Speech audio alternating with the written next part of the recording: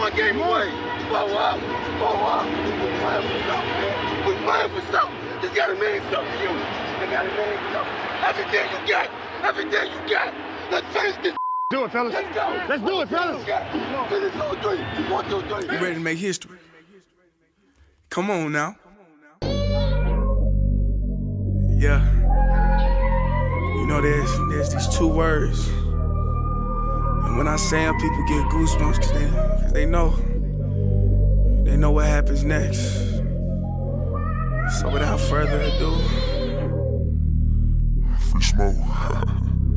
look. Scared cause I'm drowning in silence with bad thoughts. These days I don't have nothing to say, man, the bag talks. I put in headphones on my driver. Pull up to the spot and give a good dick and Godiva. I can't lie, I'm uninspired. No more pillow talking about nonsense. I only stick around to put some band-aids on my conscience. I don't know why I feel so bad, nigga. That's what we do, no foundation. We don't build no more, we just screw.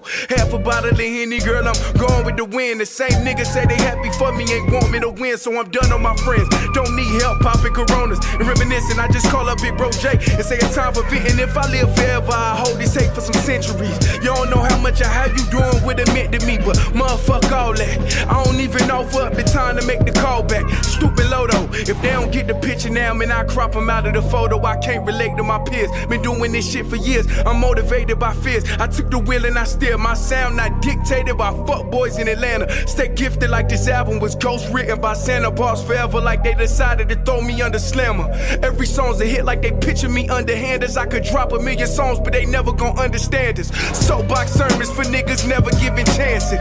Fight our whole lives to get these weak ass advances. Work twice as hard for the shit that they getting handed. And this ain't even nothing we chose, nigga, we branded. Still can't tell why all of these niggas mad at me. I'm trying to get 100 so I can put my team on salary. Give it all to the art, man, I turn my life to a gallery. Man, damn, what a fucked up masterpiece. 1,100 shots and I swear, man, I felt them all. If we ain't even good on our blocks, man, who can we call? Pre-decline state of mind, we broke crabs in the barrel. Got us fighting our folk, man, this shit just a life of peril. Winning has a price. And leadership has a price. Y'all be asking that same question, how does it feel when we lose, bro? How do you think? You know what I'm saying? I gotta come up with another question than asking how does it feel when we lose, bro. I'm tired of hearing that. Welcome back to another episode of The Recap. I'm so used to saying kicking it with Saint. But this is The Recap. The show that we do every Sunday night after the last game of the day concludes. Which is Sunday Night Football, which concluded at 1 in the effing morning. Yes. I don't know what be making me not want to curse sometimes. Like, I don't know what make me edit myself out or censor myself at times. And then the other times when I don't know what makes me do that. Like, I don't know. Sometimes I curse, sometimes I don't want to. I guess that's just how it goes. Anyways, I hope everybody out there having a dope day, dope afternoon, dope night, whichever point in time you're listening to this. I appreciate you for clicking on the video, for clicking on the show. I appreciate you. If you like what you hear, if you enjoy what you hear, come back. Subscribe, share, tell a friend, like, I appreciate it. But The Recap, the show that we do every Sunday night after the game has concluded. A rain delay, well, not necessarily a rain delay, a thunder and lightning delay, delayed the game for about an hour and a half, maybe a little shorter, maybe a little bit longer, but around an hour and a half mark. I think the game started at like around 10. It's supposed to start at like 8:30 or 8:15, something like that. So I could care less about how long it took. I don't have to work tomorrow, so I didn't care how long the game took. But Dallas, Pittsburgh. I think they said like 9 or 11 Super Bowls combined between the two. I think the Steelers got 5. I think Dallas got, 4 or 5? I can't think of it off the top of my head. I don't root for either team, so I could care less about the Super Bowls that they have. But nonetheless, that was the Sunday Night Football game. Now, for the life of me, I cannot understand how this schedule was made and Cincinnati, Baltimore was not the Sunday Night Football game. I can't understand that for the life. Because I'm looking at the schedule. Now you tell me what game you would have put in Sunday. I don't know how they determine what game get put in Sunday night football game spots or in these prime time spots. But I just want y'all to tell me what game after hearing these Sunday games that you think should have been put in Sunday night football. You had Bucks. Nope, that happened on Monday. That happened on Thursday. New York, Minnesota, Carolina, Chicago, Cleveland, Washington, Miami, New England, Baltimore, Cincinnati, Buffalo, Houston, Indy, Jacksonville, Vegas, Denver, Arizona, San Fran, Green Bay, LA, the Rams, the Giants, Seattle, and Dallas, Pittsburgh. Now, knowing what we know about these teams, only one of these teams is playing. Have two top 4 quarterbacks in the game, and then another game has top 5 quarterbacks in the game. Neither of what I just said involves Dallas, Pittsburgh. If you didn't put Baltimore, Cincy in primetime, I would have at least expected Buffalo, Houston to be put in primetime. Both games better options than Dallas, Pittsburgh. That is an interesting choice to me, to say the least. Very, very, very intriguing choice. But, you know, I didn't know how I was going to start the show tonight. I thought I was going to start it off talking about Baltimore. But I actually am going to start it off talking about the Sunday night football game in Dallas. Because that game was actually fucking hilarious to me. You see what I'm saying? I didn't censor the F word out there, but I did begin it. It's confusion. But I like to keep you on your toes. Anyways, this game was hilarious to me. I'm not gonna lie. Back in the day, now I done said this before, but some people might not have been here to hear it. Some people might have forgot it. Anyways, I'm finna tell it again. Back in the day, me and the homies used to play Madden a lot, right? We used to play every Madden every year. And we had tournaments and things like this. Now, when we first started this type thing, I was like the worst player at Madden. But I got so irritated with losing that I learned how to play Madden. Like, I really sat down and learned how to play Madden and whatnot. And I became, I'm dead ass the greatest player in Madden I've ever seen. I'm not even just saying that shit. Like, if somebody was really greater than me, I'd say it. I have not played nobody in this. I mean, I used to run dudes off the sticks in college. Now in today's lifetime, I don't play Madden now. I haven't played it in like 2-3 years because I just think the game's terrible now. But boy, I used to play in Madden like those little dumbass Virgin mobile. I mean, they wasn't dumb, but I used to really be on this shit, right? But the worst players that would play, like the worst people in the group, like out of all the people who done came over, and this done been some bad Madden players. Like we done had a lot of bad dudes come through on the sticks, but usually the two worst dudes would compete in something we call the toilet bowl, which was the two worst players competing in the game of the two worst players. And we gave it, instead of, you know how the two best teams compete in the Super Bowl, but now this was the Super Bowl for the two worst teams, the toilet bowl. And that's pretty much what we had out there tonight. It felt like something like a toilet bowl.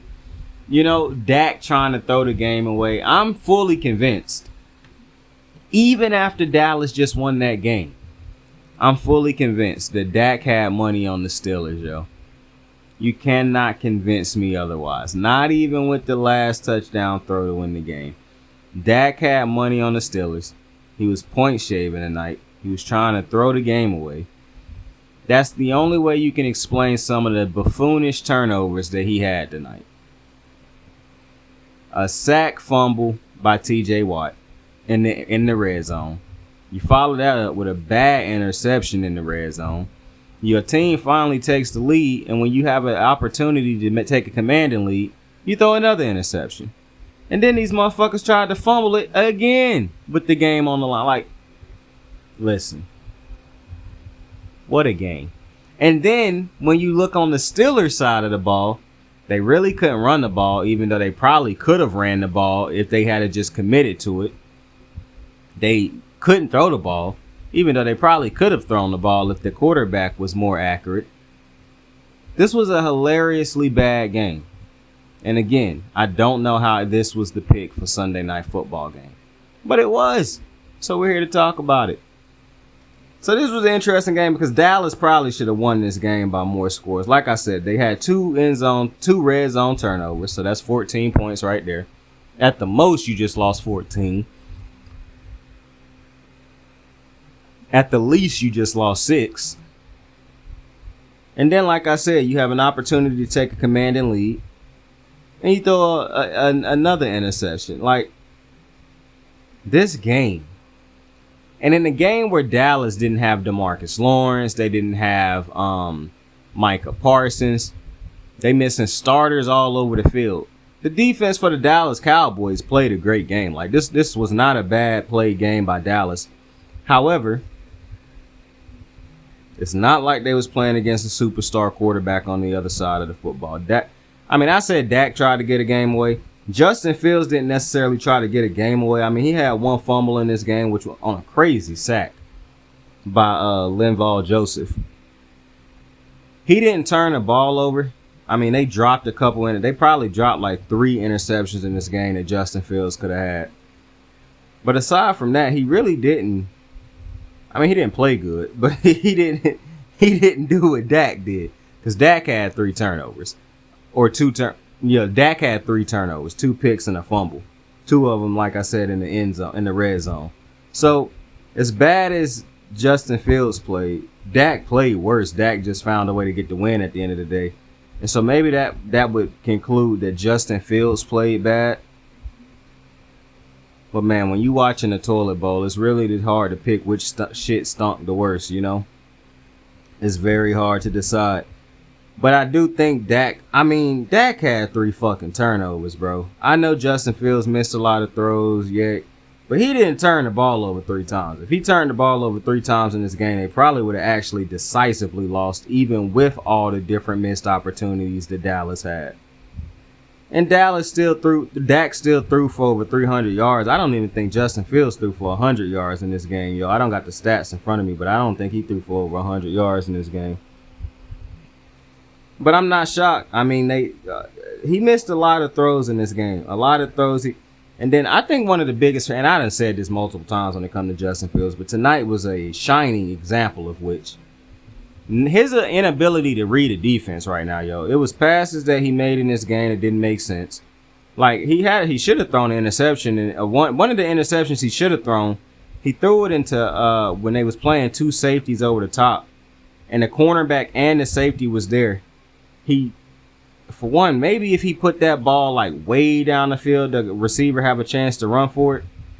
But where he put that ball, the safety broke on it, and the safety should have picked it off.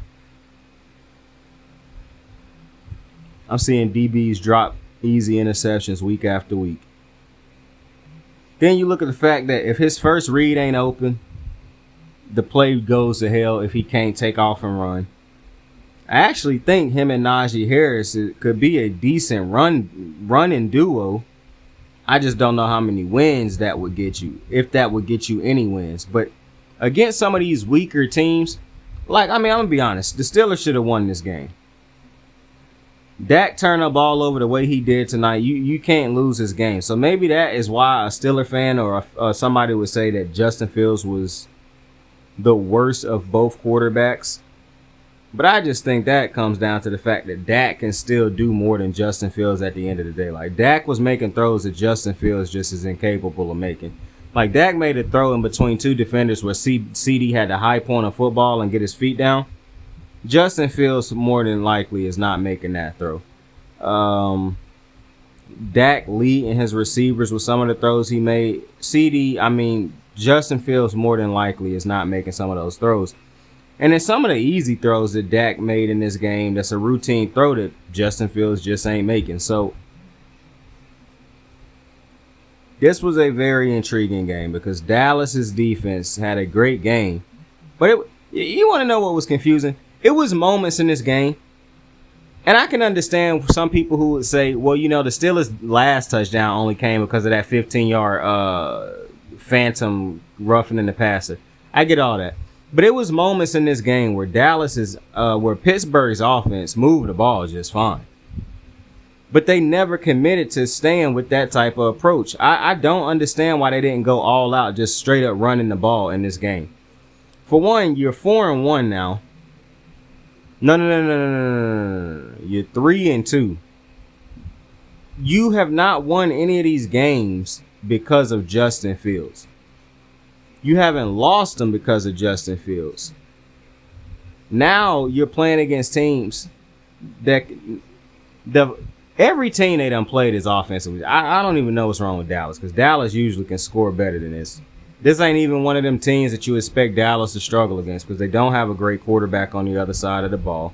The Steelers, I know they records say they one of the better teams, but I don't look at them as like one of the better teams. But Dallas somehow still struggle. But when you look at Pittsburgh, you're not winning because of Justin Fields. And then you have games like this where you could look at it and say, I mean, we kind of lost because of Justin Fields, even though he did get that touchdown late in this game. But my whole thing is, you want to know what the real problem with Justin Fields is, and the reason why you can't use the excuse, well, he did still get us that touchdown late, so it was really on the defense. I mean, the defense played great all game. It's not really on the defense. The defense gave you 3 turnovers, and I think they only scored on one of those turnovers.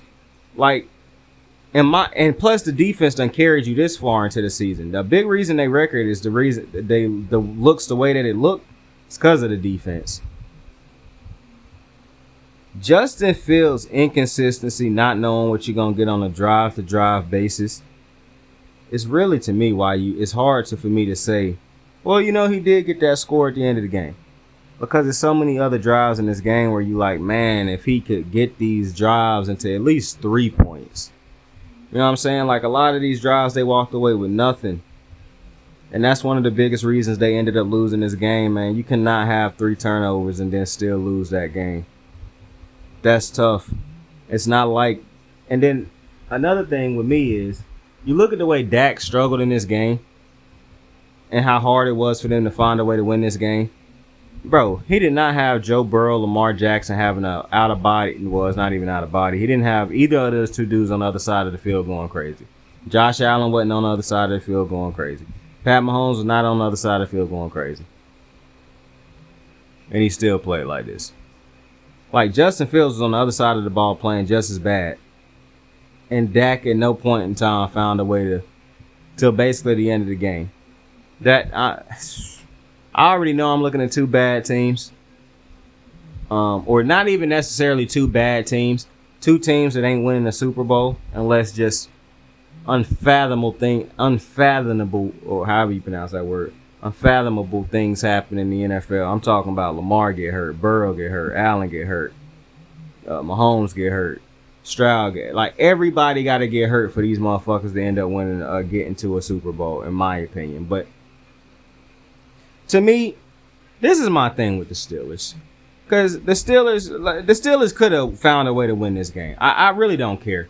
This is my thing with the Steelers. The Steelers are the same team that they were last year, the team they were before that, the team they were before that. You don't have a franchise quarterback. You don't. Justin Fields might be able to do a little bit more than Kenny and them dudes, but he's not a great quarterback. He's not a franchise quarterback. Russell Wilson's not a franchise quarterback anymore. So at the end of the day, you might find ways to eke out wins. You might find a way to get over 500. But this team is a first-round exit in the playoffs if they make the playoffs. And it just seemed like the Steelers' standard right now is just making the first round of the playoffs or finishing over 500. It's not necessarily to actually go out there and win a Super Bowl anymore. Because if you are trying to win a Super Bowl, I understand that Mike Tomlin bring you to, and this is my biggest irritation when it comes to people complaining about John Harbaugh. Or this is one of my big irritations. Mike Tomlin is consistently praised for how great and consistent a head coach he is. I saw the rankings where they put him over John Harbaugh. What has he done the last couple of, I don't even care about his head-to-head record against Harbaugh. Mike Tomlin has not been the better coach. I understand people like Mike Tomlin, players like Mike Tomlin. Mike Tomlin's teams are average. And Mike Tomlin is hiring positional coaches who just ain't getting it done. Like if John Harbaugh, he hired a DC and OC. If both dudes were struggling year in, year out, you would put that on Harbaugh. That's not what's happening. Tom Monken is having a great season. Or great tenure in Baltimore right now. Mike McDonald was phenomenal. Zach Orr's struggling right now, but we'll see what happened with him. But listen, I like Mike Tomlin. I think Mike Tomlin is a good head coach. But at what point in time do you try to flip the culture in Pittsburgh? Like, bring in some fresh, a coach that, like, for one, with so many innovative head coaches right now, I don't understand. And Mike Tomlin's defense is, while I understand that you could say, I always say, if you're a defensive head coach, have a great defense, at least. If you're an offensive-minded coach, at least have a good offense. I get all of those. However, I don't think Mike Tomlin's defense is great. I think he got T.J. Watt, Cam Hayward, Highsmith. Like, to me, when I look at the Steelers, they just an average team, if even that. And a lot of the reasons they finish with the records that they finish with is because they play a lot of bad teams, a lot of average teams, a lot of teams without good quarterbacks, and or the teams that they play that they should lose to, for some reason, have their worst week against the Steelers. And when you have your worst week against the Steelers, T.J. Watt usually end up making you pay for it.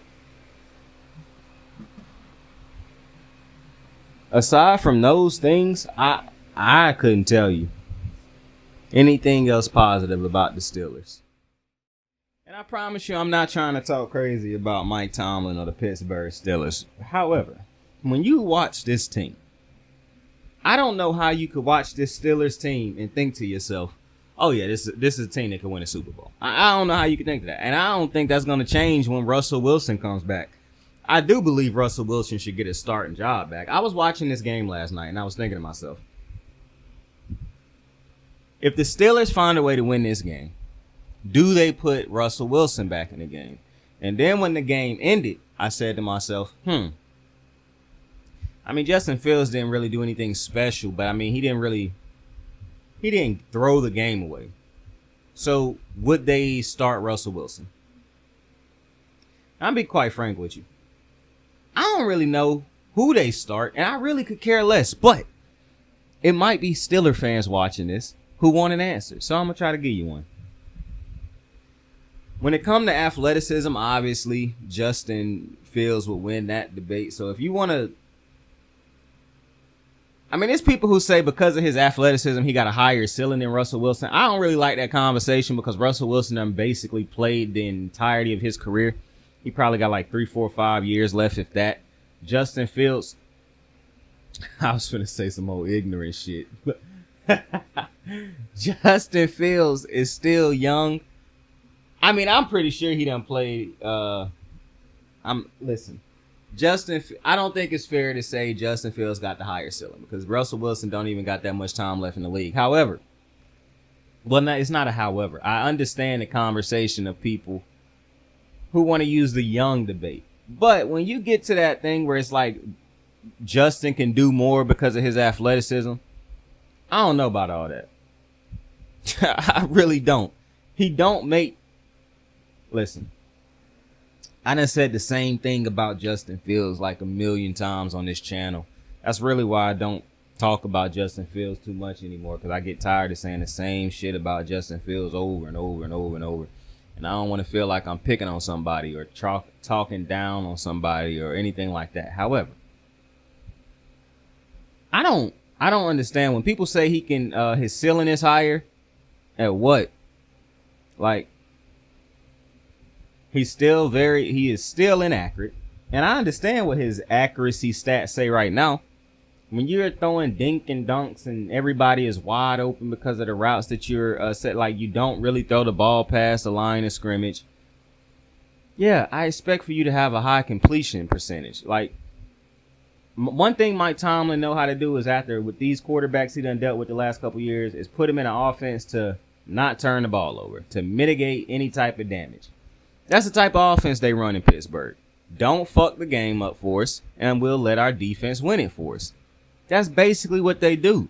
And sometimes they might get into the fact that the Steelers are still struggling to consistently score the football. I mean, this Dallas defense didn't have anybody last night.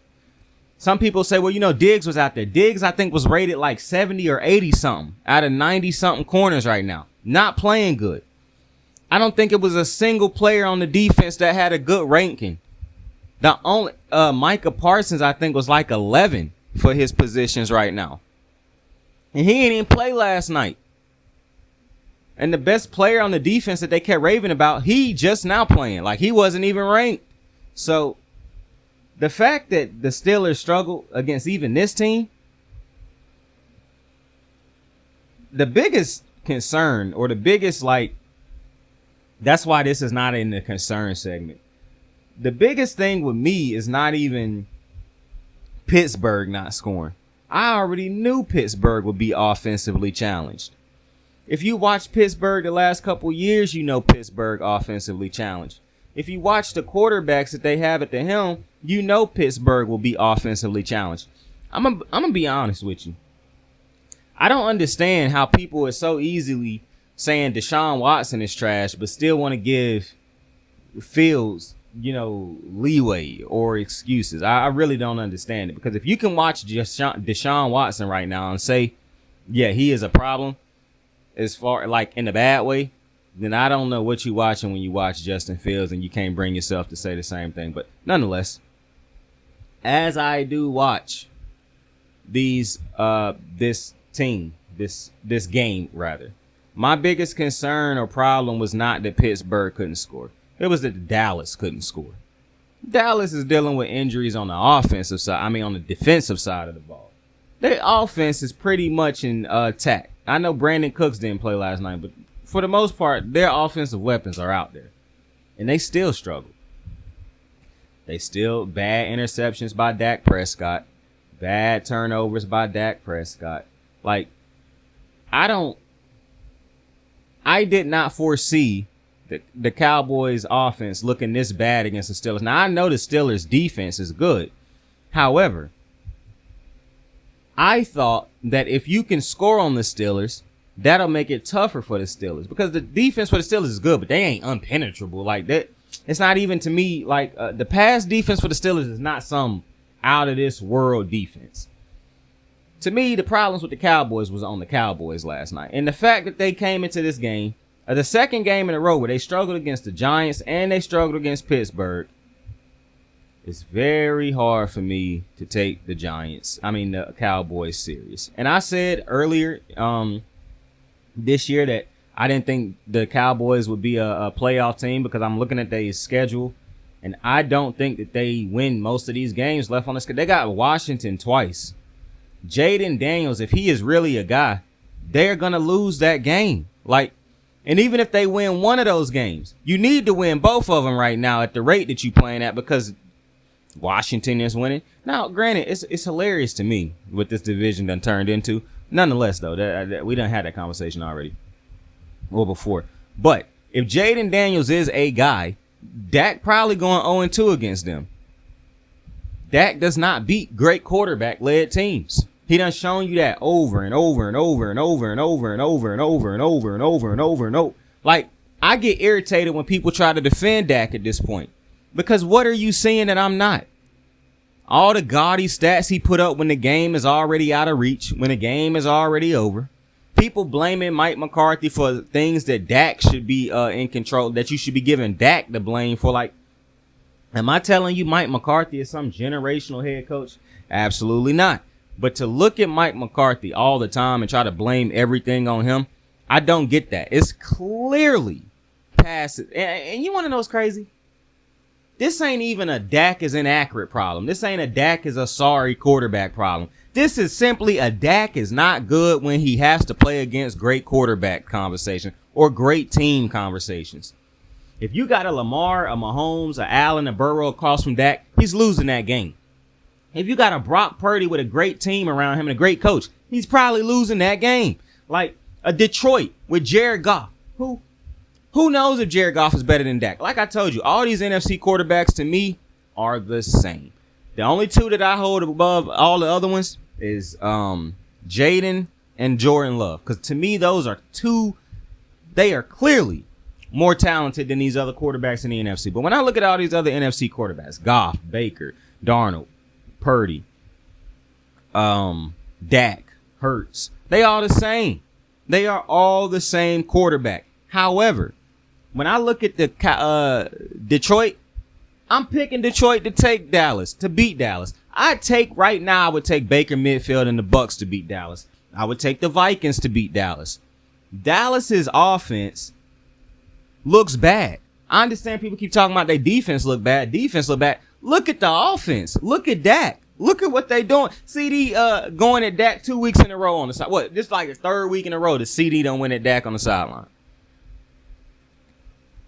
But people keep saying the defense. My guy, the offense don't look great either.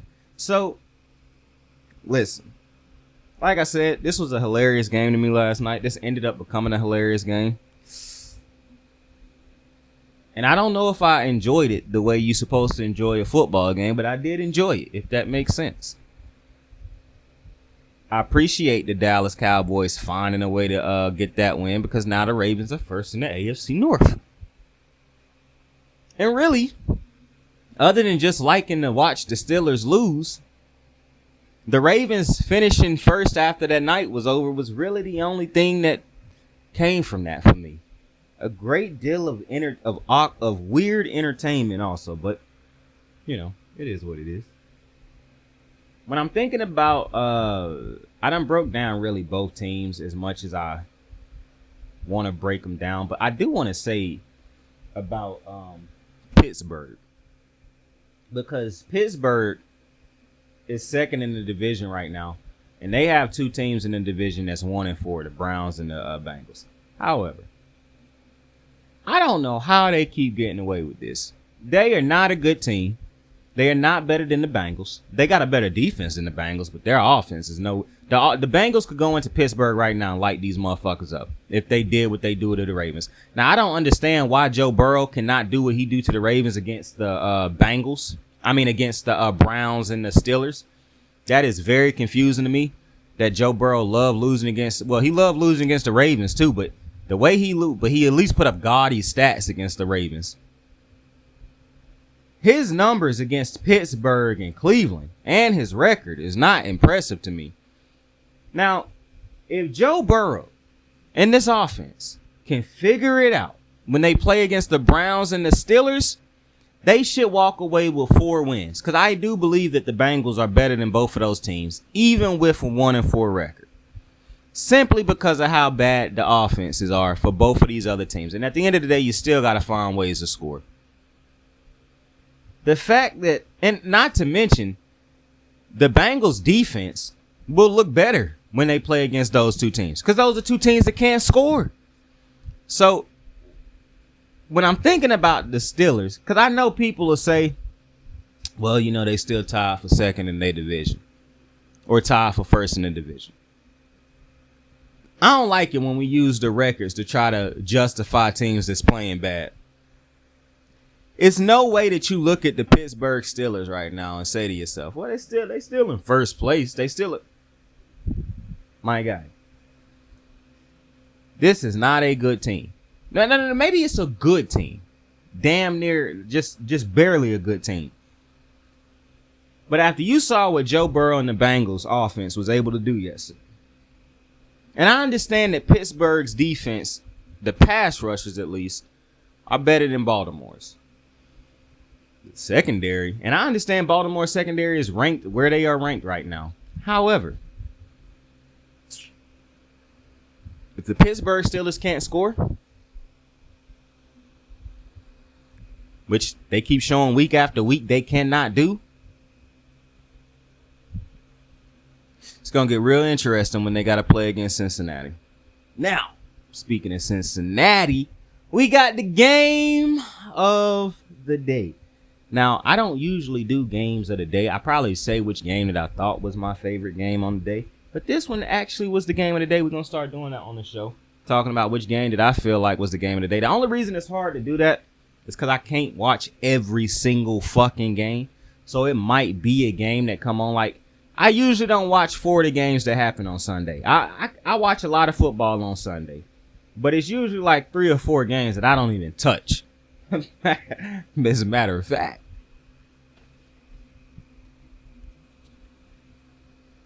Indy Jacksonville. I usually wouldn't touch a game like that. That happened to be a great game. Las Vegas Denver. I would never touch a game like that on most weeks. Arizona San Francisco. Miami New England. Cleveland Washington. Except for this year, obviously, because Jaden. But you know what? I didn't even watch the Cleveland Washington game now that I'm thinking about it. I did not watch that game. Wait a minute. Is that the game? Yeah, I didn't watch that game. I watched like the first half and I was like, oh, I know what this is about to be. And I changed it because I was like, Deshaun Watson is not doing shit to make me think this is going to be a competitive game. And it wasn't. It ended up being 13-34. But it's multiple games that I don't end up watching throughout a Sunday. But I try to watch the ones that I feel like is the ones that matter to me. So obviously that's Baltimore, Rams, Cowboys, and Packers. I'm watching all three of them. I have to watch AFC North games. So even though like I did not watch Cleveland this week. So I'm shocked that I didn't watch that Cleveland. No. Okay, I keep saying I didn't watch it. I watched the first half and I was like, nah, this ain't going to be a good game. And I changed it. That's the same thing I did for Arizona San Fran. When I turned into Arizona San Fran, Arizona already was down like 23 points. Like, what was it? 23-7 or some shit like that when I first tuned in? And then Hen hit me up and was like, San Fran doing the thing again. And I didn't even pay it no attention at first. Like, I saw him tweet that to me, but I didn't fully pay attention because I was focused on something else. And then as the game that I was watching got boring, I was like, wait, Hen just said that them boys is doing that thing again. I turned to the channel. Brock Purdy threw an interception to lose the game. I said, this is unreal. This is unreal. I thought that game was over. I thought it was over. They did it again. 2 weeks in a row, they figure out how to lose a game. Now, I do want to talk about the game of the day, though. Because we was about to go on a tangent and get carried away. And we don't want that. You know, I'm watching this Ravens Bengals game.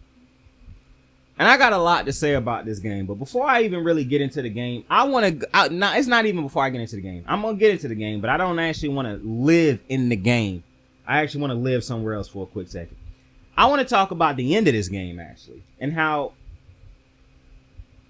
I'm so happy I'm about to say the things that I'm about to say. You couldn't even imagine how happy I'm about to be talking about what I'm about to talk about, because it's irritated as I get when I see this type of shit. The joy that I get from talking about it, because I hate it when people act like this shit isn't happening. But I watched the Joe Burrow Lamar Jackson matchup yesterday, and like I said, you got the Marcus Spears, Ryan Clark's, Dan Orlovsky's,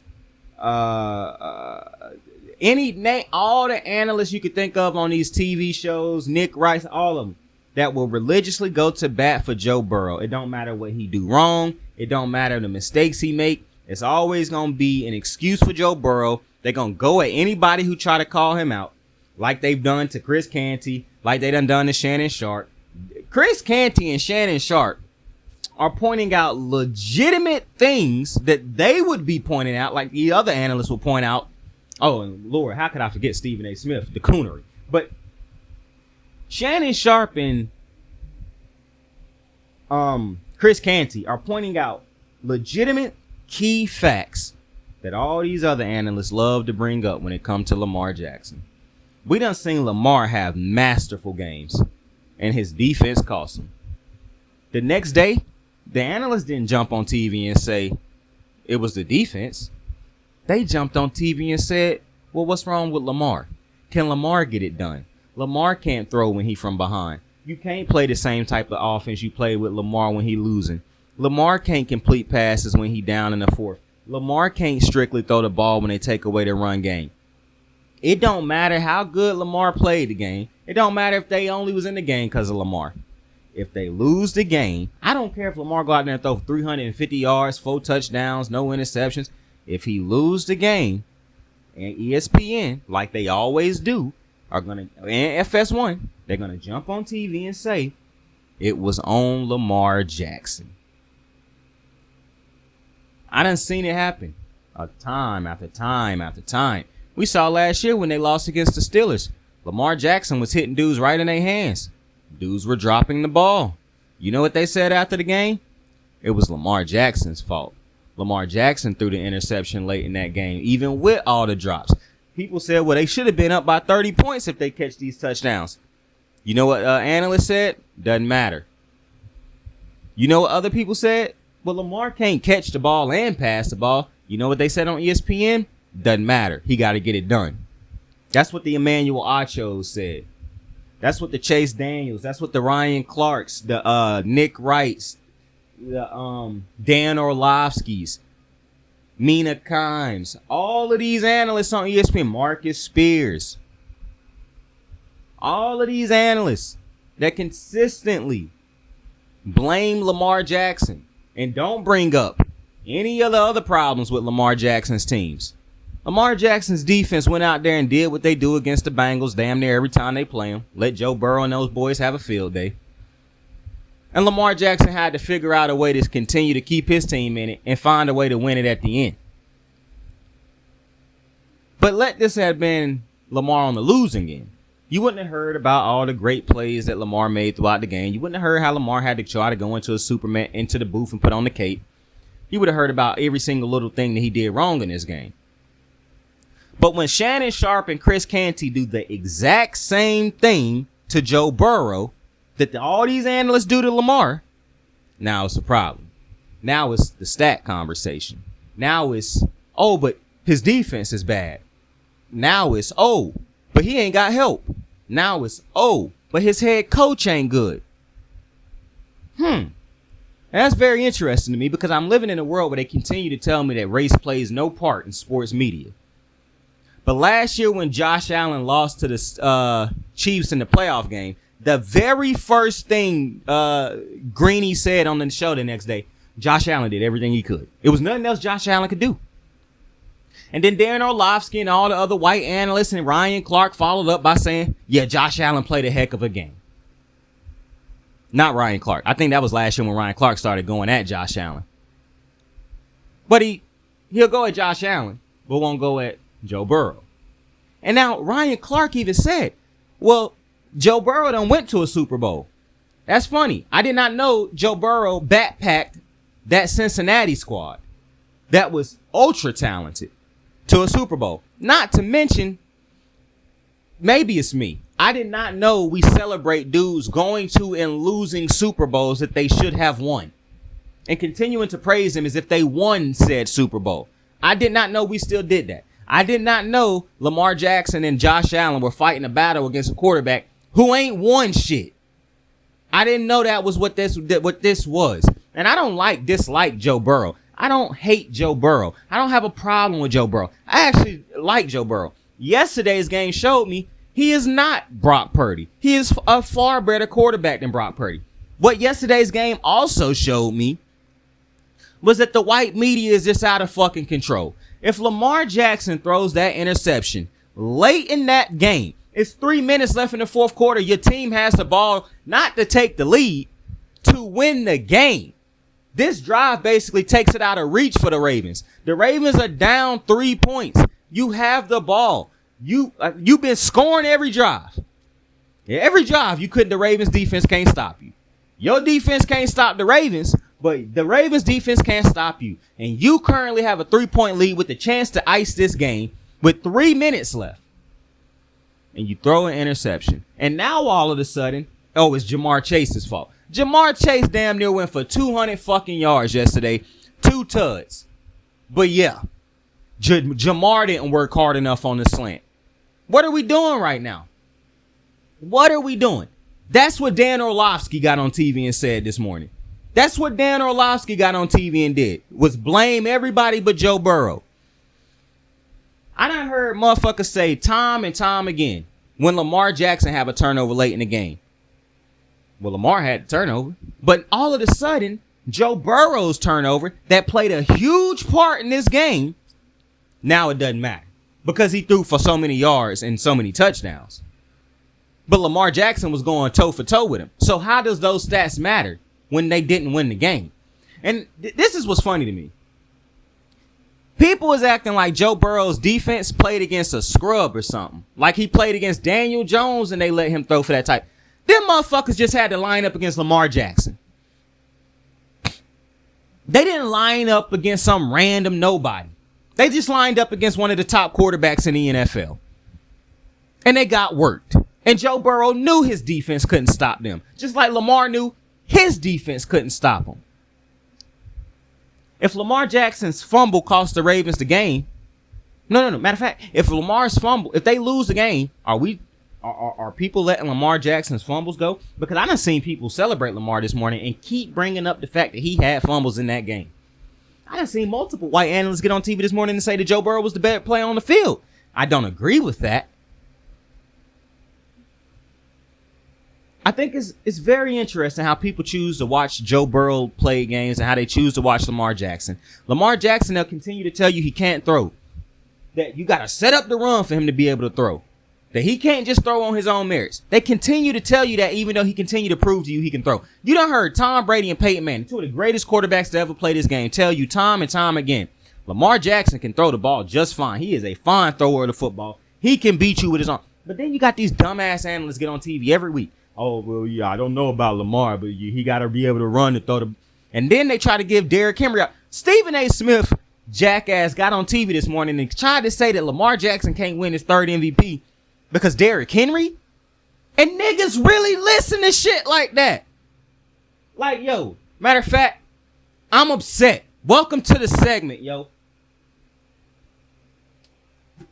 This nigga Stephen A. Smith, man, I don't understand how y'all niggas still find this motherfucker entertaining. I completely forgot about that until 2 seconds ago. That shit really just got me heated. Listen to me. This nigga sat on TV this morning and said Lamar Jackson could lose MVP because of Derrick Henry. My God. I have never heard anybody say Joe Burrow might not win MVP because, he got Jamar Chase. He got T. Higgins. He had Joe Mixon. I ain't never heard a nigga say Josh Allen probably can't win MVP because he got Stephon Diggs. I ain't never heard nobody say, Mahomes probably can't win MVP because he got Kelsey, Tyreek Hill, Pacheco. He can't really win MVP because I ain't never heard a nigga say Aaron Rodgers can't really win MVP. He had Jordy Nelson, Donald Driver, what was the other receiver? How I forget Devontae Adams. I ain't never heard a nigga say, Manning can't really win a MVP because he had Reggie Wayne, Dallas Clark, Marvin Harrison. I ain't never heard a nigga say Tom Brady can't can't really win MVP because he got Randy Moss and Bill Belichick out the helm. Like, I ain't never heard these stupid ass conversations. But for some fucking reason, every fucking time, it's time to give Lamar Jackson some credit. A black person, it ain't even always just the white ones, a nigga is the one that discredits him. Every time, at every turn. Whether it's Ryan Clark, Marcus Spears, Shannon Sharp. Shannon don't even do it as much as he used to. Stephen A. Smith do it every chance he get. And then he'll try to come, like last year he said, did Lamar deserve his contract after week 1? I have not heard have Joe Burrow deserved that contract yet. They have not been a playoff team since he signed that extension. Joe Burrow, since signing that extension, his record is not over 500. It's below 500 by a good little margin. I ain't heard nobody say not one time, does Joe Burrow deserve that contract? Has he earned that contract? Is he stealing money from the Bengals? You want to know why you don't ask that question? It's a couple reasons why. But you already done determined Joe Burrow is a great player, so we're not going to question him every time he struggled. But for some reason, Lamar Jackson, a 2-time MVP, 1-time unanimous MVP, he gets to get questioned at every turn. Motherfuckers keep saying, we don't question Joe Burrow because he got to a Super Bowl. My nigga, did he win it? Why do we keep giving credit for a nigga who got to a Super Bowl? A lot of niggas done got to a Super Bowl. I just don't get it. I don't understand it. It isn't. It's really starting to piss me the fuck off. But hearing Stephen A. Smith say that Lamar Jackson could not win an MVP this year because Derrick Henry is so flagrantly fucking ignorant. is so flagrantly, bro. If you needed proof that this nigga don't know what he be talking about, this is it. How the fuck do they still let this nigga talk football? I dead ass don't get it. I dead ass don't get it. Like I am, when I heard this new, bruh, I'm gonna have to stop talking about this motherfucker. I'm getting heated thinking about it. Like, the blatant stupidity. Like, this is my thing. What the fuck has Lamar Jackson done to these motherfuckers to make people talk about him the way they do? I think that's what it is for me. Because I done seen a lot of quarterbacks over my time watching football that were nowhere near as good as Lamar Jackson. Never be critiqued like Lamar Jackson. Never be critiqued like Lamar Jackson. And never accomplish half of the shit Lamar done accomplished. Baker Mayfield was the first pick in the draft. The same draft that Lamar and Allen were in, by the way. He is on the Tampa Bay Buccaneers now. That is what, his third or fourth team. Is Baker playing good with Tampa? Yes. Is Baker still, does he still have the expectations he had as the number one pick? No. But for some reason, Baker, it was Cleveland's fault. They did him wrong. Baker, I like his moxie. I like how he compete. So what is Lamar out there doing? Because this is the thing I always enjoy. People say, well, he don't win the games the way we enjoy people winning games. Neither did Baker. Baker wasn't out there just a prolific thrower of the football before he got to Mike Evans and the boys the last year. He was a turnover machine. You like the way Josh Allen win games? Because he played like Lamar. So I'm confused. And then another thing that confused me. You know, I watched Joe Burrow play. The fact that y'all continue to, I don't like how people play. I want to see my quarterbacks do certain. Joe Burrow is a check down merchant a lot of times. And this is no shade at Joe Burrow. What is Joe Burrow going out there that's doing that's special? All he's doing is hitting the open dude. It ain't like Joe Burrow is making some Pat Mahomes, Lamar, Allen type play. And I'm not telling you that that's what he got to go out there and do every week. But my confusion is when people say that Joe Burrow is better than those other three quarterbacks that are so very clearly talent for talent on their own, better than Burrow. What they have never had was a Jamar Chase and a T. Higgins on the outside to work like Joe Burrow has. And I'll be very interested to see how good Joe Burrow is without those two weapons. And I'll continue to say it because those are two very clear number one receivers running around. Jamar Chase took a screen 70-something yards to the house. A screen. A crosser deep ball that he just... The Ravens defense is toast. And I keep telling y'all that I said this in the offseason that I thought that the secondary, the players wasn't that great. And now it's shining through. But I am just so baffled. I'm not baffled. I'm upset with how quarterback, it is not an even playing field. The goalpost is moved time and time and time again. I ain't never in my life heard about a quarterback constantly being celebrated for getting to and losing a Super Bowl. But they do it with Joe Burrow. I've never seen time and time again when a quarterback actually got mistakes in a game that could have cost him, people just gloss over it and blame everybody else. Joe Burrow, the Bengals defense didn't throw that interception with 3 minutes left in the game. Joe Burrow did. The Bengals defense ain't the ones that went 3 and out basically at the end of that fourth quarter. That was Joe Burrow's and them boys.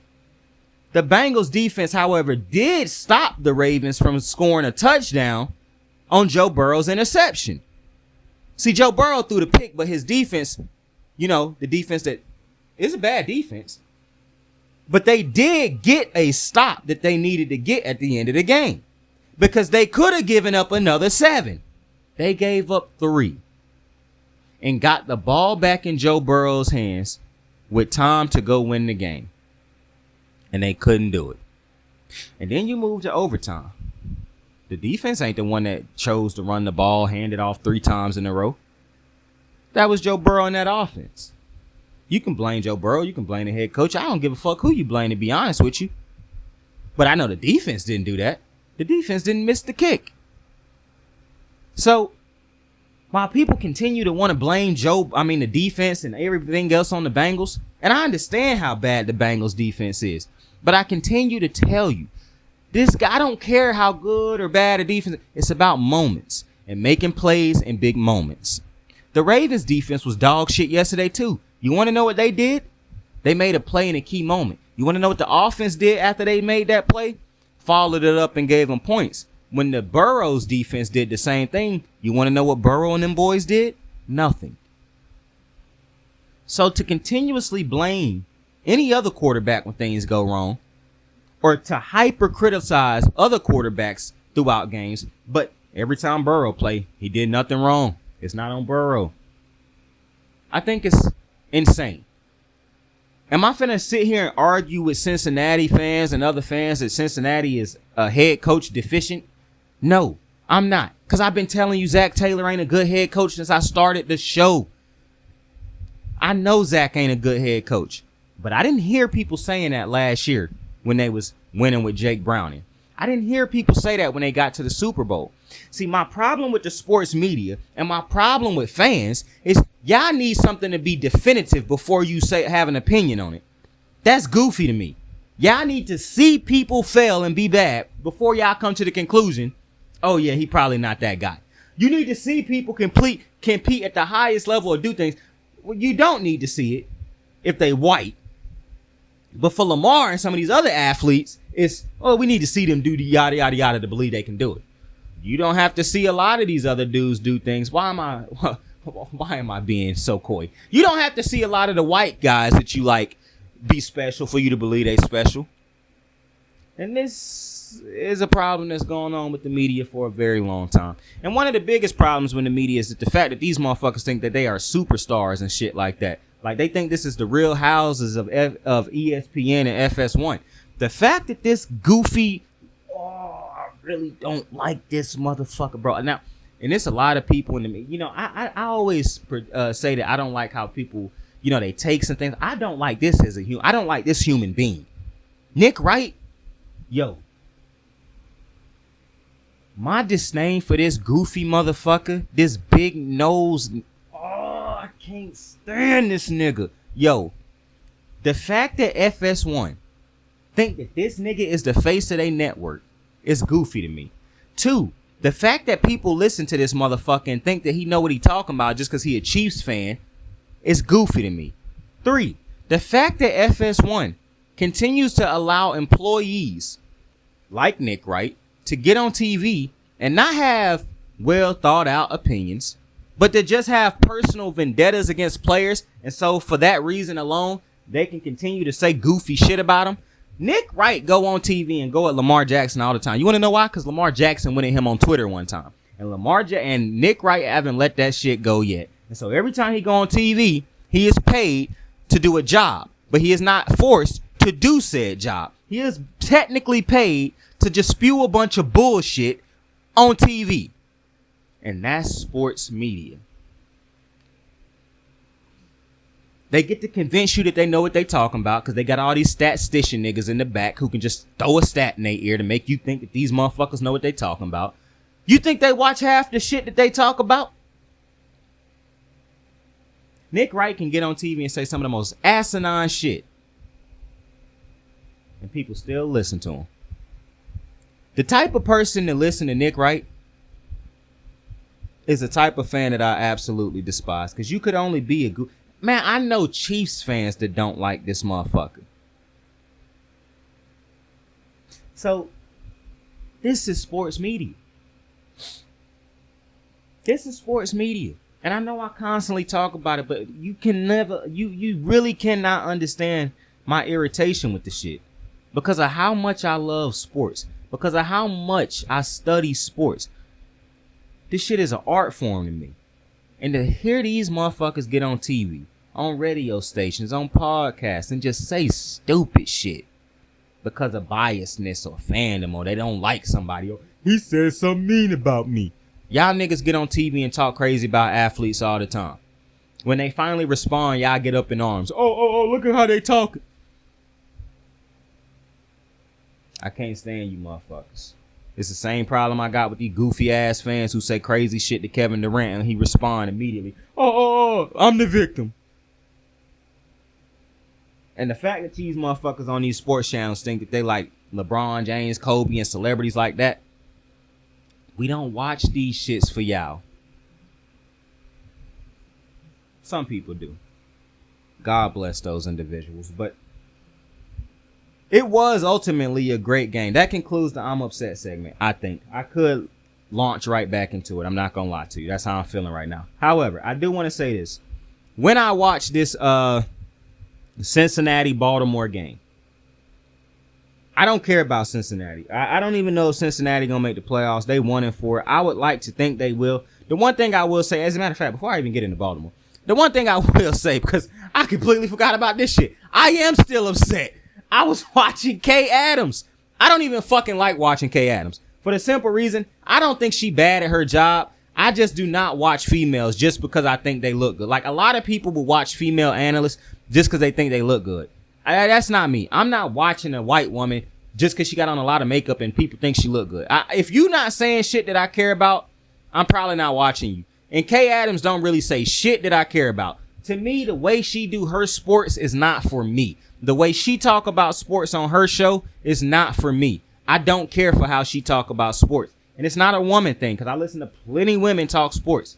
To me, Kay Adams, a huge part of Kay, and I really hate what I'm about to say, because this is very disrespectful at the end of the day. And I wouldn't want somebody saying this about somebody I fuck with, or possibly about me. But to me, a lot of Kay Adams' fandom is not because of her knowledge. It's because of how she looks. I hear it all the time. Like, I don't even know if most people could tell me a single thing that Kay Adams say about football on a daily basis. They just tell you, oh, she look good, so I follow her. I actually listened to Kay, and I thought Kay was phenomenal on that show with that she left. But a huge reason I think I thought she sounded so great is because I thought all the other dudes around her sounded like a bunch of dipshit dumbasses. Now that I'm seeing her on her own show by herself with the guests and things like that, I'm not telling you Kay is bad. Kay is great at what she does. I just don't think and plus she a Bengals fan, so I'm not going to sit around listening to a Cincinnati Bengals fan anyways. And she is a Bengals apologist. And that's the thing. And I don't think Kay is biased. I think she do try to leave her biasness at the door, but she still say a lot of biased shit. And one of the things that's really is starting to piss me off with all these white analysts is, you know, I just can't write the Bengals off. Bro, the Ravens was about to be 0-2 and motherfuckers was trying to write off Lamar Jackson. But, you know, I just can't write the white man off. I cannot write off Joe Burrow and what he did, 4 years ago against the Chiefs. I cannot write him off after they beat the Chiefs so many years ago and lost that Super Bowl. You know, they could always do it again. And, you know, I just love the white knight that is Joe Burrow. So I just can't write him off. No matter how bad they play, no matter how many times they lose a game, no matter how many ways they find ways to lose games, I cannot write him off. I'm just so irritated with hearing that from all these white analysts. I don't understand why y'all keep getting on TV saying that. We know that y'all not writing him off. We know. With the excuses y'all make. And then Dan Orlovsky, this motherfucker got on Get Up and said, I don't think that the Ravens are the best team in the AFC North.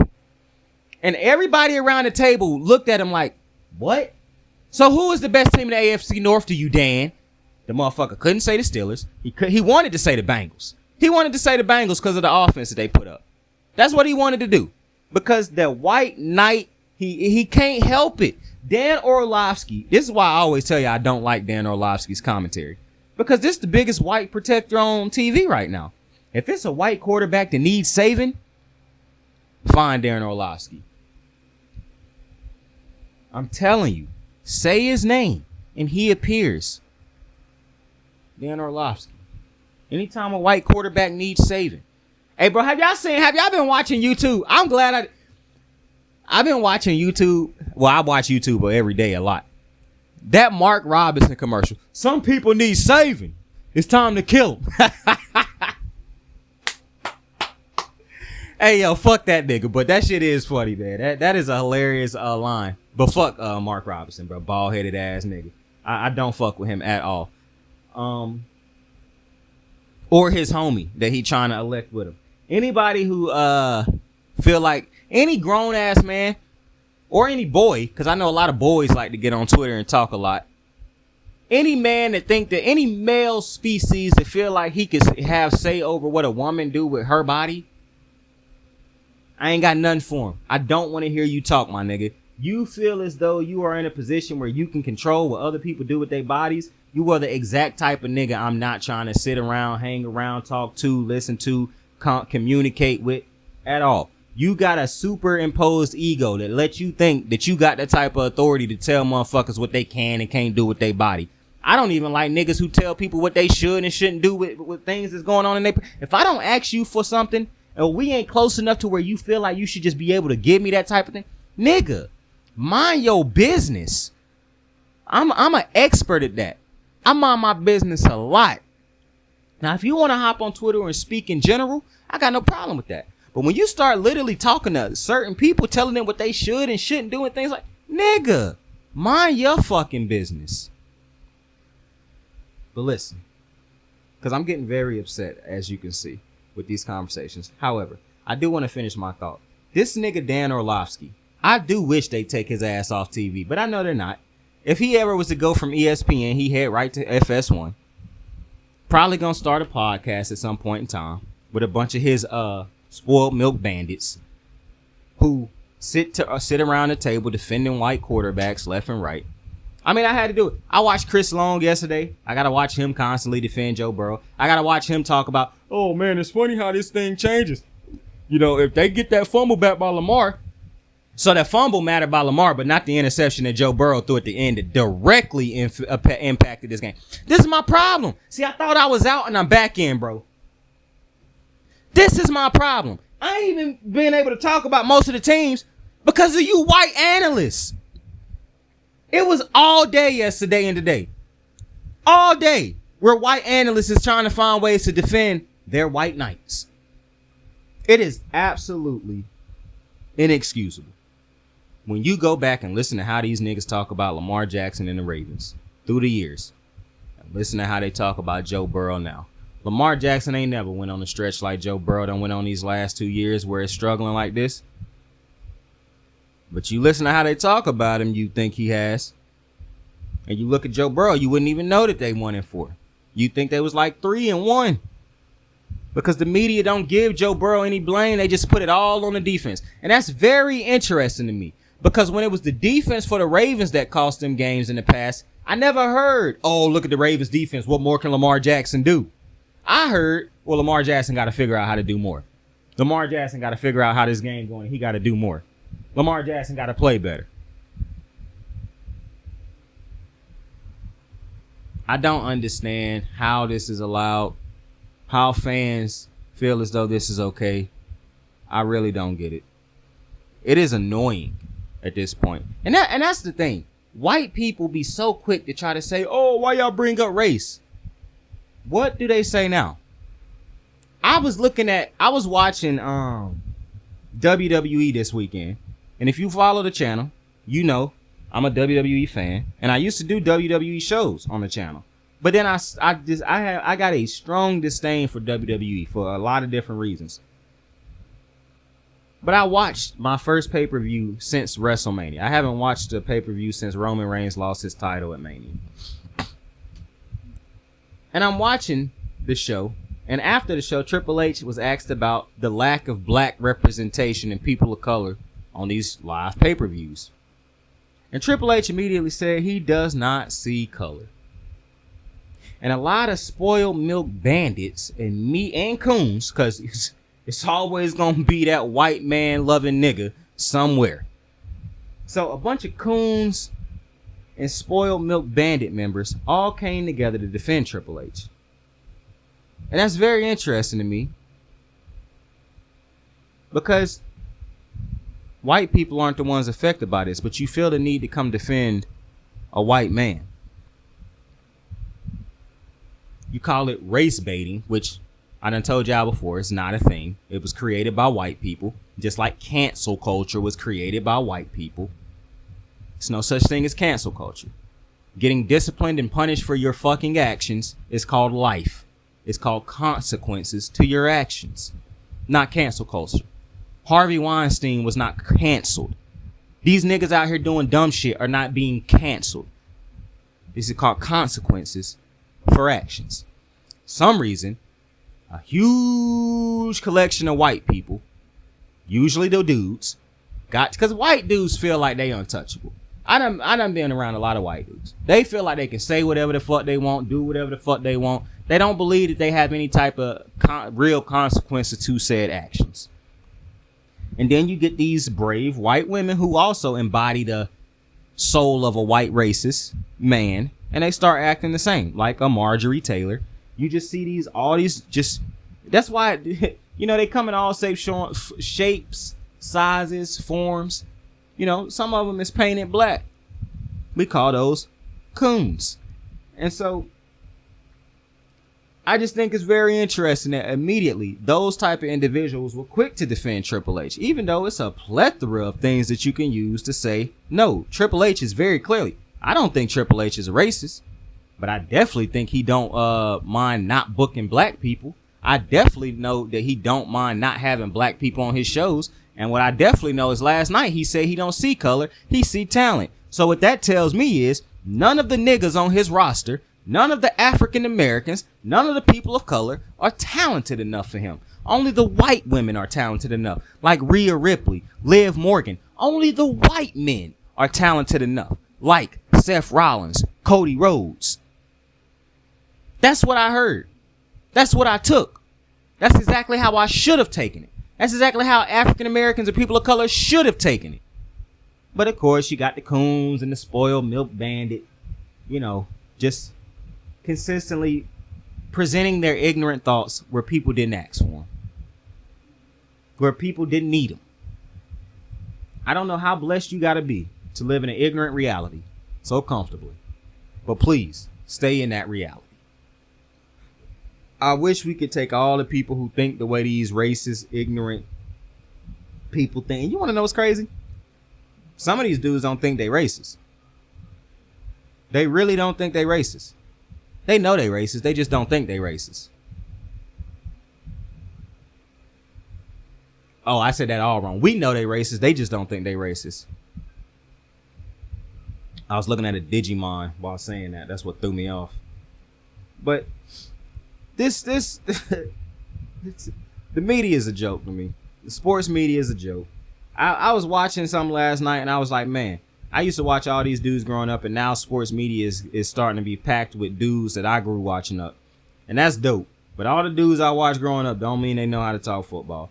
And it ain't even just the dudes that I watched growing up. A lot of these analysts I didn't even watch.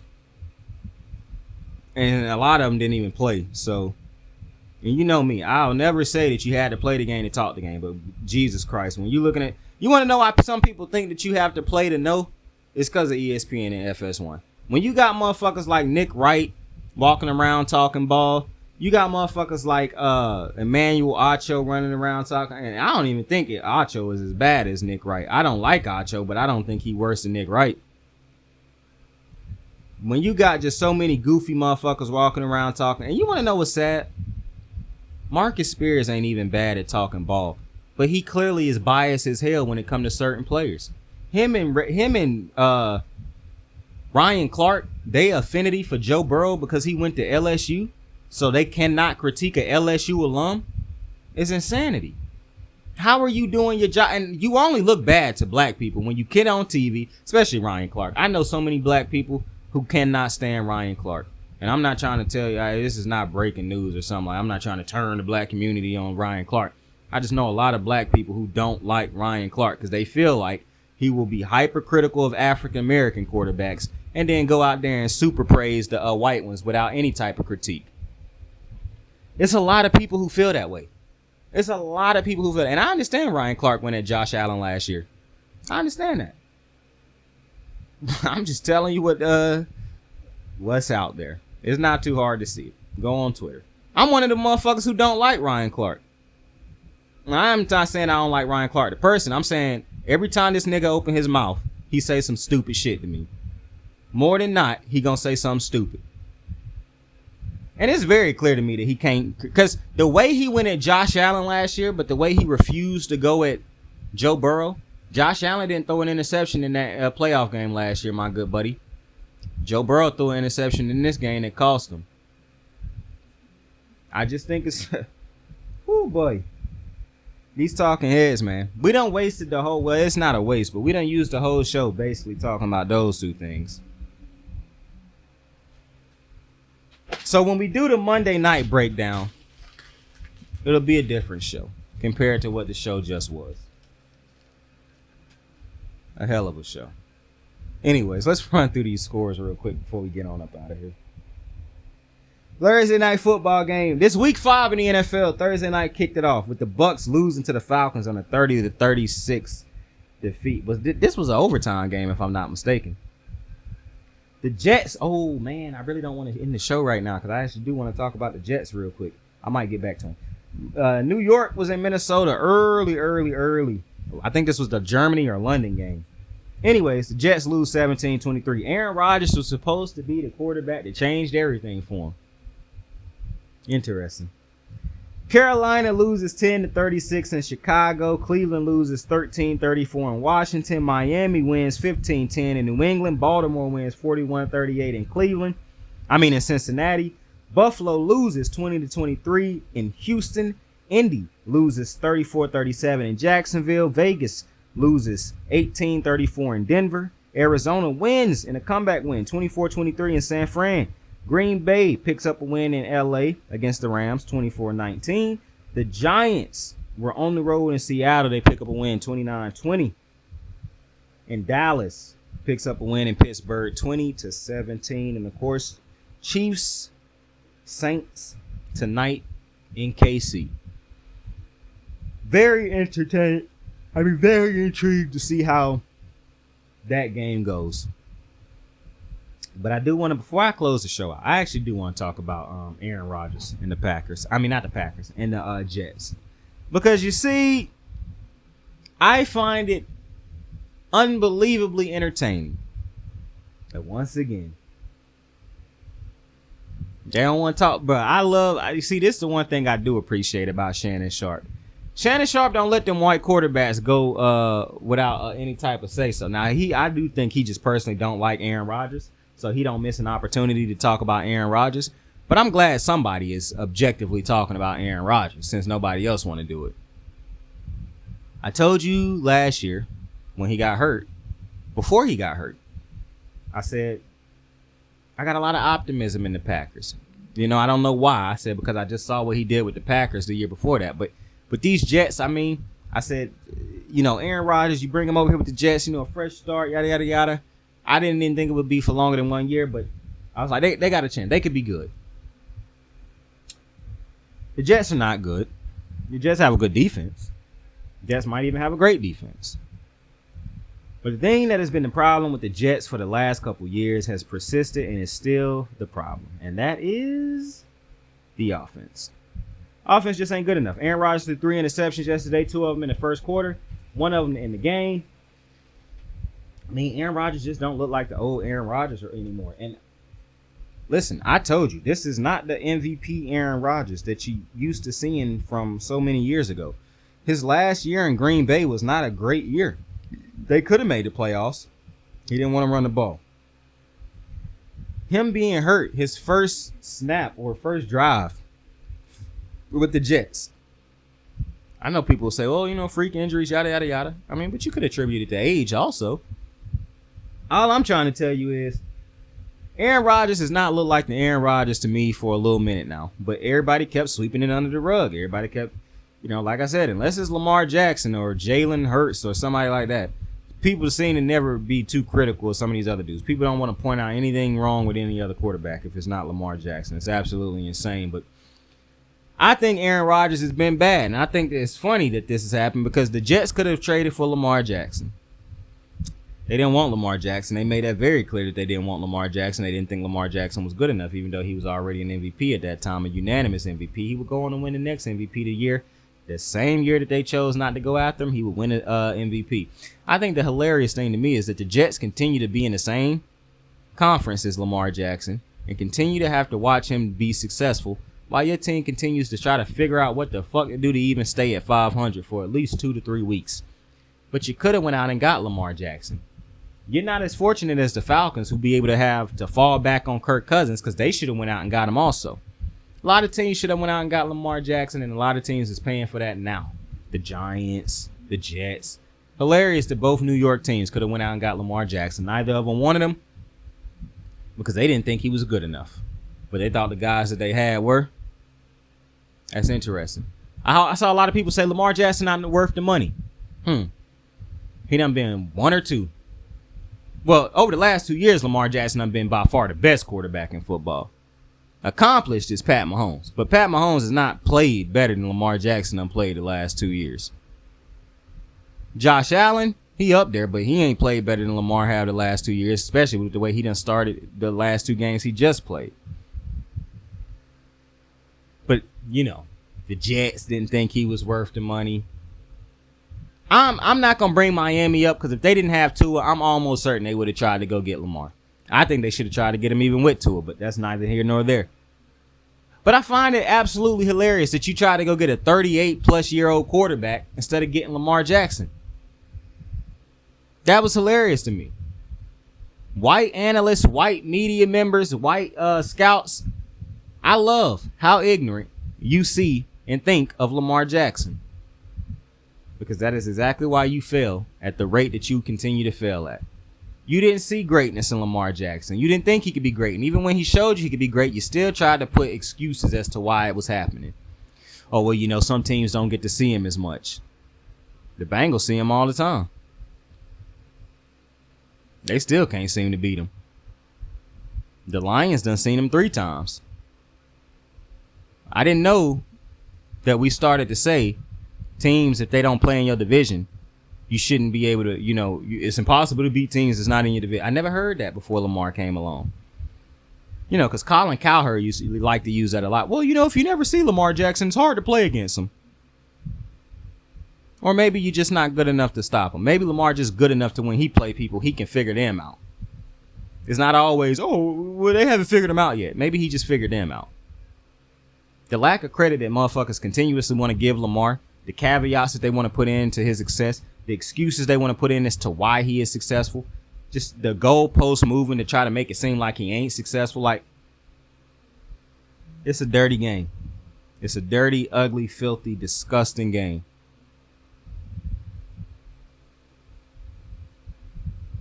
And I don't get it. I really don't. But you look at this Jets team, and boy, it ain't looking good, is it? The teams that I told y'all that they supposed to beat, they losing to. I told you they were supposed to beat the Broncos. They lost to the Broncos. I told you they were supposed to beat the Vikings. They lost to the Vikings. I don't even think that the Vikings are a great team. Yeah, they got that record right now. But like I told you, in the NFC, I don't take the NFC serious. If I can watch you and tell that you're good, I'll say it. But I do not watch the Vikings and think to myself, if you gave me Vikings right now against the top AFC, I'd take Cincinnati over the Vikings right now. Cincinnati play the Vikings right now. I'm taking Cincinnati. Without question. Without hesitation. And you already know I'm taking Chiefs, Ravens over them. I'm taking Houston over them. The Bills is interesting. Because the Bills really don't have any type of skill positional talent. At all. And I watched what Lamar Jackson had to play with a couple years ago. And that's basically what Josh Allen is now having to work with. And I don't know if he just, you know, he looked terrible yesterday. He looked terrible the last 2 games, really. And I would like Josh Allen to fix that, because I would hate to have to go back and say that he is not a top 3 quarterback. And a lot of people was going at me when I said he was better than Joe Burrow and would not put Joe Burrow over him a couple years ago. So I'm going to need Josh Allen to clean it up. Because this is tough. This is tough how they done played. But I'm going to be honest with you. I expected this a little bit. I did not expect Joe Burrow and them boys. Not Joe Burrow. I did not expect Josh Allen and them boys to be great against great competition. Like, against the Houston, the Bengals going to beat the dog shit out of the Bills. I'm telling you that right now. If the Bills play the Bengals this year, that's going to get ugly. The only way Josh Allen have a way in that game to keep that close is if the Bengals defense play exactly like they played yesterday against Lamar, and Josh Allen can make some off the wall type plays. Because, and I don't even know if it's possible, because the Ravens still have good players on the offense. Like, they still got Zay, they still got Bateman, they still got Likely, they still got Andrews. Charlie Kolar went crazy yesterday. They still got Derrick Henry. Josh Allen don't have a soul on that offense that make you respect him. You got to respect the run because Derrick Henry and Lamar. You have to. You got to respect Zay Flowers in the passing game. You got to be where he is. Who scares you on the offense for the Bills? You don't got to stack the box to stop James Cook. He's not that type of running back yet. So I ain't gonna lie to you, man. I don't even think it's Josh Allen. I just think it's hard to work with what Josh Allen got to work. Because it ain't even just his offense is bad. Like, Lamar Jackson didn't have weapons on his offense either. But at least the defense was straight. I mean, shit. The defense is not straight against the Bills' defense ain't straight. Like, and I know Lamar done had some iffy defenses in the past. Like, really, his rookie year and last year were the two best defenses he done had. And I know Josh Allen done had defenses throughout his career, but I'm just thinking about right now. Lord have mercy. I don't see too many ways to victory with this Buffalo Bills team if I'm keeping it a whole nugget with you. I don't think this is I don't see it. Because I love Josh Allen, but unless Coleman turn into a monster, which I haven't seen that yet, the other receivers are just average to below average receivers. Like filler roster spot type guys. I don't see it. So, yeah, it's not looking good for my guy Josh Allen over there. You want to know what's funny? The Jets, as bad as they done played, the Bills, with how they done struggled against two top teams, they both play each other next week for first place in their division. So that'll be interesting. And then you look at this division. It's not like they got time to get it right because the Patriots ain't doing shit. The Dolphins ain't doing shit. The Jets and the Bills. That should be who the division come down to unless Tua come back and do some crazy shit. But aside from that, I could not tell you who I thought was going to win this division. I'm going to still rock with Josh Allen. But I honestly think that the Jets defense could fuck Josh Allen all the way up. But it's definitely going to be interesting to see. Before I get out of here, though, I want to talk about Devontae Adams. I cannot remember if I did a show on Devontae Adams or not. I can't remember if I talked about him or not. I can't. So I want to talk about him real quick. The Ravens not going after Devontae Adams would make no sense to me. I know he posted the cryptic thing on Friday with Edgar Allan Poe, and then he posted the Edgar Allan Poe tweet. And I know Edgar Allan Poe, quote, and the Edgar Allan Poe, everything, Edgar Allan Poe, when you think of him, you think of the Ravens. I understand that. That's literally their mascot's name. Edgar Allan Poe was born in Baltimore, I believe, died in Baltimore. What else? He wrote the poem. His most popular poem is The Raven. Quote, the Raven nevermore. What is that other one? I done heard a lot of Edgar Allan Poe quotes. Or I done read a lot of his poems and shit too, his short stories and shit. Edgar Allan Poe, that dude. Knocking at my chamber doors. I used to listen to this every morning when I was in college. I used to listen to this Edgar Allan Poe. It was like an app with Edgar Allan Poe's all his work, and you could listen, and they would read it to you. And I would just plug that shit in and listen to The Raven or different type of stories, tall tales and things like that he would do.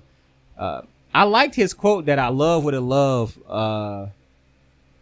What is it? I love with a love more something than love. It's some quote. I can't remember it right now. But Edgar Allan Poe, that dude. He that dude. I was about to get an Edgar Allan Poe, the one that I'm thinking of and can't think of right now. I'm gonna eventually get that tattooed on me. I just haven't yet. It's a couple Edgar Allan Poe tattoos that I'm gonna end up getting. You know what's crazy? I lied to my sister the other day. She asked me, both of my sisters, well, two of my sisters is tatted. And they, one of them asked me the other day, was I getting any more tattoos? And I was like, nah. I said, I think I'm about done with tattoos. I think this one arm that I got is enough. I said, and I ain't even got the whole arm done. I only got like 3-4 tattoos on it. And it's like on the inner part of my arm. So you can't even see it if I ain't like showing it. And then I wear long sleeves and shit a lot. So I'll be like, and I was just lying like hell. She was like, what? You not gonna get no more tattoos? I was like, nah, I just ain't for him. And 2 days before that, I was just telling my homeboy I was gonna get a whole leg tattoo if I can figure out how to get it to not hurt as bad. So I just be on some bullshit sometimes. I just be talking.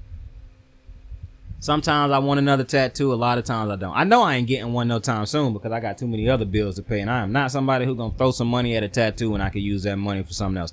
But once my slate is back at zero, and Saint can start using all his money on shit that he want to use it on other than just bills, it ain't no other obligations outside of bills that I have to spend my money on, then I'm probably going to go out and get another tattoo. I'm not going to lie to you. When I'm done with this probation, I'm 100% going to get a tattoo based off of my time in probation, bro. Because when I tell you this one of the most annoying motherfucking things I done ever had to deal with, bro, Lord have mercy. Constantly getting drug tested, constantly having to go downtown and meet with POs, having to do anger management, paying all this money for the courts and all these other type of things. Like, yo, the justice system is all the way fucked. I cannot stand the justice system. I can't stand cops. I can't, man. Actually, I don't even want to talk crazy about cops right now because a cop looked out for me in the craziest way 2 days, like a couple days ago or like a week ago. This cop looked out for me in a way that made me not hate cops as much anymore. And then a cop the day before, like a couple days before that, another cop had looked out for me. So as much as I hate cops, I don't hate all of them because some of the cops that done looked out for me is crazy. A cop could have fucked my whole life up a couple days ago. Could have fucked my whole life up.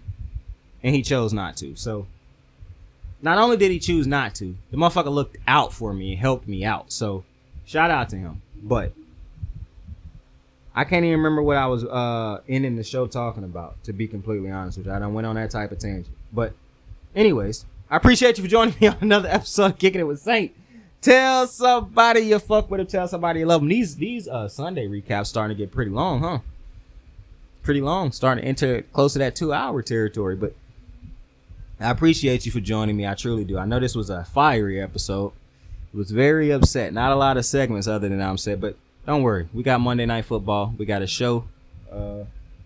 We got a show for that. I have a phone near me that just beeped. And I heard it beep, but I didn't see it beep. And I was looking for where it was at. Anyways, I appreciate you for joining me on another episode of Kicking It with Saint. Like I said, we will be back in short order to do Monday Night Football breakdown. And Monday Night Recap is usually going to involve us talking about more games that had happened on Sunday. So when that drops, tune in. With that being said, tell somebody you fuck with them. Tell somebody you love them. You can be anything in the world. So please, please, please choose to be kind to somebody today. We never know what anybody is going through. We never. Oh, I was talking about Devontae. And I'm ending the show before I even stop. Continue. We'll talk about Devontae on the next show. You can be anything in this world, so choose to be kind to somebody. You never know what somebody is going through. It's tough out there. It's tough. It's really tough out there. People go through shit every day. They go through their battles in silent, and we never know it. Show somebody some love out there. Tell somebody you fuck with them. If you somebody out there who you ain't said hey to in a while, who you fuck with, shoot them a text. We are in a time and place where people need love, man. People like LS, I need love. So, with that being said, I fuck with you. I love you. Like, subscribe, share. Sign out. I thought stressful was not having Super Bowl rings. So there was a mindset of a champion that I took to work every day. This wasn't daycare. If I wanted to have fun, I was going to go to Disneyland with my kids. I got the moves like hot sauce. Lil' mama taking the top off. I'm laying down getting topped off. After this, she know she getting knocked off. I know she loving the money, so I keep on thumbing and thumbing. She say she horny when she's taking shots, so I keep them coming and coming. Now I'm putting dick in her tummy, scoop her up like I'm raking her something. You would think shawty ran track, the way that she running and running. You getting dumber and dumber, you out here chasing the bone. After she finished from giving me dome, the Uber is taking her home.